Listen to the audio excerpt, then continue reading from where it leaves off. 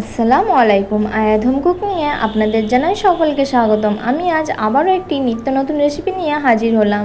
একটা কাঁচা ডিম আর 10 টাকা দামে গুঁড়ো দুধের প্যাকেট দিয়ে বানিয়ে নিন খুব সহজে এই রেসিপিটি। তবে এই রেসিপিটি বানাতে অনেক ফেল হয়ে যান, একদম পারফেক্ট হয় না। তবে আমি আজ গ্যারান্টি দিয়ে বলতে পারি এই রেসিপিটি অবশ্যই ফলো করলে আপনাদেরও পারফেক্ট হবে, গ্যারান্টি দিয়ে বলতে পারি। তবে চলো রেসিপিটি শুরু করা যাক। রেসিপি শুরু করার আগে প্রত্যেকবারের মতন অনুরোধ জানাই, রেসিপিটি ভালো লাগলে প্লিজ লাইক কমেন্ট শেয়ার করে যাবেন। আর যারা আমার চ্যানেলে নতুন, চ্যানেলকে সাবস্ক্রাইব করে পাশে থাকবেন।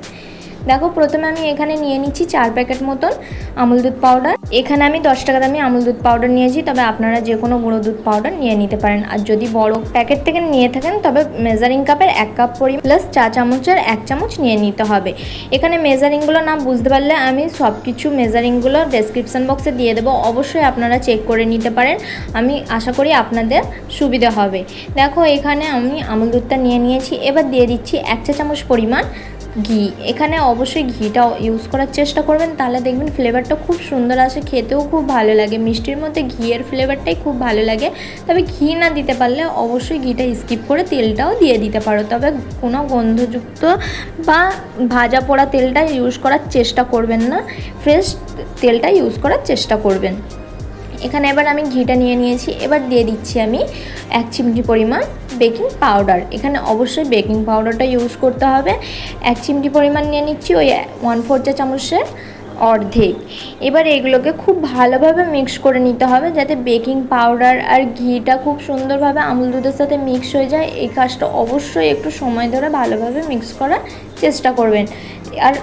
আর বেকিং পাউডারটা এর থেকে বেশি দেওয়ার চেষ্টা করবেন না, তাহলে শিরার মধ্যে বা দুধের শিরার মধ্যে যখন এটা ফুটানো হবে মিষ্টিটা, তখন দেখবেন ছেড়ে যাবে, একদমই ভালো হবে না। তাই ছোট ছোট টিপসগুলো ফলো করে বানাবেন, দেখবেন খুব সুন্দর হবে। এবার দেখো আমি একদিকে একটি ডিম ফাটিয়ে রেখে দিয়েছিলাম। এবার অল্প অল্প করে ডিম দিয়ে একটি ডো তৈরি করে নেব। এবার বলে রাখি আমার এখানে একটি ডিম পুরোটা লাগেনি, এখানে আমি ডিমটা ফাটিয়ে নিয়েছিলাম। ফাটিয়ে নিয়ে আমি মেজারিং করে নিয়েছিলাম। এখানে মেজারিং কাপের 1/3 কাপ পরিমাণ আমার লেগেছে ডিমটা, তবে গোটা একটা ডিম লাগেনি।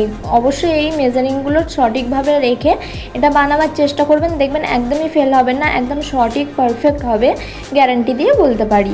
এবার দেখো একবারই আমি দিয়ে দেবো না, অল্প অল্প দিয়ে একটি ডো তৈরি করে নেব। এবার দেখো ডোটা না এরকম হাতে অল্প অল্প লেগে যেতে পারে, তবে ভয় খাবার কোনো দরকার নাই, এখানে ঠিক হয়ে যাবে। এটা একদমই ভয় পাবার কোনো দরকার নাই। দেখো এখানে আমার ডোটা তৈরি হয়ে গেছে, আর ডিমটাও এখানে পুরোটা লাগেনি, দেখে নিশ্চয়ই বুঝতে পারছো ডিমটা অল্প একটু বেঁচে গেছে, বা ডিম যে ফাটিয়ে রেখেছিলাম সেই ডিম ফাটানোটা এখানে আমি পুরোটা ইউজ করে নিই। দেখো এখানটা অল্পটা বেঁচে গেছে। এখানে মোট আমার লেগেছে 1/3 কাপ।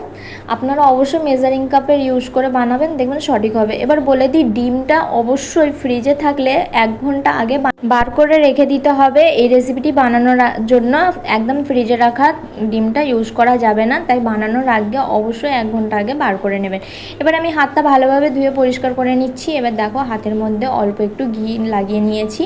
এবার এইভাবে করে ছোট ছোট করে লেচি কেটে এইভাবে করে শেপ দিয়ে নেব। তবে এখানে আপনারা চাইলে গোল করেও শেপ দিয়ে নিতে পারেন, বা সিলিন্ডার শেপ, ওভেন শেপ, যে কোনো পছন্দ মতন শেপ দিয়ে নিতে পারেন। তবে এখানে আমি এইভাবে করে লম্বা করে একটু শেপ দিয়ে নিচ্ছি। এইভাবে করে আমি ছোট ছোট করে বানিয়ে নেব। তবে এখানে ছোট ছোট করে বানাচ্ছি, এটা শিরার মধ্যে বা মালাইয়ের মধ্যে যখন দিয়ে ফুটাবো তখন এটা অনেকটাই বড় হয়ে যাবে, তাই আমি এই সাইজের বানিয়ে নিচ্ছি। তোমরা তোমাদের পছন্দ মতন বানিয়ে নিতে পারো। এইভাবে আমি সবগুলো বানিয়ে নিচ্ছি, বানানোর পর দেখাচ্ছি। দেখো এখানে আমার বানানো হয়ে গেছে। এখানে কতগুলো বানানো হয়ে গেছে দেখো। এখানে 1 কাপ গুঁড়ো দুধ দিয়ে 1 কিলো মতন এই চমচমটা বানিয়ে নিতে পারবেন। তবে দেখো এখানে আমার সবগুলো বানানো হয়ে গেছে। এবার এটাকে মালাইয়ের মধ্যে ফুটিয়ে নেওয়ার পালা। তবে চলো মালাইয়ের মধ্যে ফুটিয়ে নিই। তার জন্য দেখো এখানে একটি ফ্রাই প্যান বসিয়ে নিয়েছি। ফ্রাই প্যানের মধ্যে মেজারিং কাপের মাপ করে আমি এখানে 2.5 কাপ মতন দুধ নিয়ে নেব। আমি এখানে যেই কাপের মাপ করে গুঁড়ো দুধটা নিয়েছি সেই কাপেরই মাপ করে এখানে আমি 2.5 কাপ মতন দুধ নিয়ে নেব। তবে এখানে খুব বেশি ঘন দুধ নেওয়ার চেষ্টা করবেন না, একটু পাতলা দুধটা নেওয়ার চেষ্টা করবেন, তাহলে দেখবেন খুব সুন্দরভাবে শিরাটা বা মালাইটা চমচমের মধ্যে সুন্দরভাবে ঢুকে যাচ্ছে। এবার দেখো এখানে আমি এলাচ গুঁড়োটা ইউজ করলাম না, তবে আপনারা চাইলে এলাচ গুঁড়ো বা এলাচ পাউডারটা ইউজ করতে পারেন। আমার কাছে যেহেতু এলাচ এসেন্সটা আছে, তাই আমি এখানে এলাচ এসেন্সটা ইউজ করলাম। এখানে 1 চা চামচ পরিমাণ দিয়ে দিচ্ছি। এবার এখানে দিয়ে দেবো আমি চিনি। এখানে আমি 1/3 কাপ পরিমাণ চিনি দিয়ে দিচ্ছি, তবে আপনারা আপনাদের পছন্দ মতন টেস্ট অনুযায়ী কমিয়ে বা বাড়িয়ে নিতে পারেন। এবার আমি দুধটাকে জাল করে নেব একটি বলক আসা পর্যন্ত। এখানে বলে রাখি, আপনারা চাইলে এলাচ এসেন্সটাও ইউজ করতে পারেন, আবার চাইলে এখানে এলাচ পাউডারটাও ইউজ করতে পারেন, আর চাইলে এখানে আপনারা কিছুটা কেশর ধাগাটাও ইউজ করতে পারেন ফ্লেভার আর কালারের জন্য, তবে আমি স্কিপ করলাম। এবার দুধটা ভালোভাবে মিক্স করে এটা আমি জাল করে নেব বা বলক আসা পর্যন্ত অপেক্ষা করব। এখানে দেখো খুব সুন্দরভাবে বলক উঠে এসেছে, দেখে নিশ্চয়ই বুঝতেই পারছো। এবার দুধটাকে আমি হালকা নাড়িয়ে চাড়িয়ে মিক্স করে নিচ্ছি। এবার এর মধ্যে আমি দিয়ে দেব চমচমগুলো। এখানে আস্তে আস্তে একে একে করে দিয়ে দিতে হবে, একবারই সবগুলো একসাথে দিবার চেষ্টা করবেন না, তাহলে দেখবেন একভাবে লেগে যাবে। তাই একটু একটু করে দেওয়ার চেষ্টা করবেন, তাহলে দেখবেন ছিটিয়ে ছটিয়ে দিলে আর একসাথে লেগে যাবে না। এভাবে আমি দিয়ে দিচ্ছি। গ্যাসের ফ্লেমটা এই পর্যায়ে লোতে রেখেছি আমি।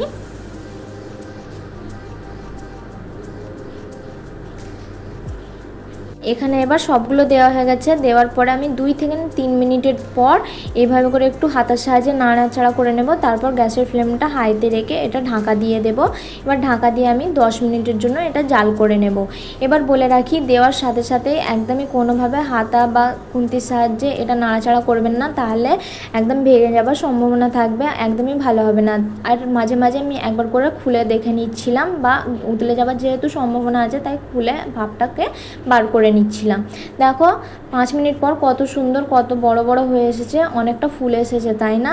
এবার আবারও আমি ঢাকা দিয়ে একটু নাড়াচাড়া করে ঢাকা দিয়ে দেব। ঢাকা দিয়ে আবারও আমি 5 মিনিটের জন্য জাল করে নেব।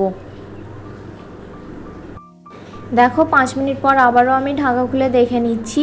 দেখো আগের থেকে অনেকটাই সাইজটা ফুলে এসেছে আর অনেকটাই বড় বড় হয়ে এসেছে, দেখে নিশ্চয়ই বুঝতে পারছো যে অনেকটাই ফুলে এসেছে। এবার কিভাবে বুঝবেন এটা হয়েছে কিনা, একটি তুলে হাতের সাহায্যে একটু চিপে দেখে নেবেন, দেখবেন একদম স্পঞ্জি নরম তুলতুলে হয়ে আছে, একদমই কাঁচা ভাব লাগছে না, তাহলে বুঝতে হবে এটা পারফেক্ট হয়ে গেছে। দেখো আমি হাতের সাহায্যে আরও একবার মিক্স করে নিচ্ছি।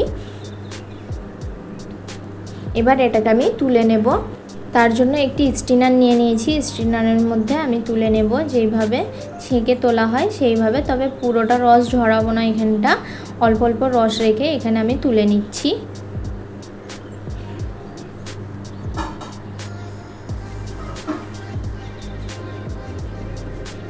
দেখো এখানে আমার সবগুলো তোলা হয়ে গেছে। এবার একটি প্লেট নিয়ে নিচ্ছি আমি, প্লেটের মধ্যে নিয়ে নেব কিছুটা গুঁড়ো দুধ।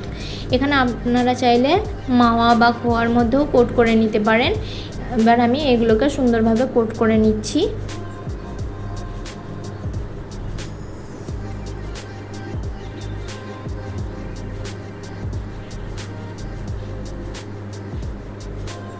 দেখো খুব সুন্দরভাবে এখানে কোট করা হয়ে গেছে। এইভাবে করে আমি সবগুলো কোট করে নেব।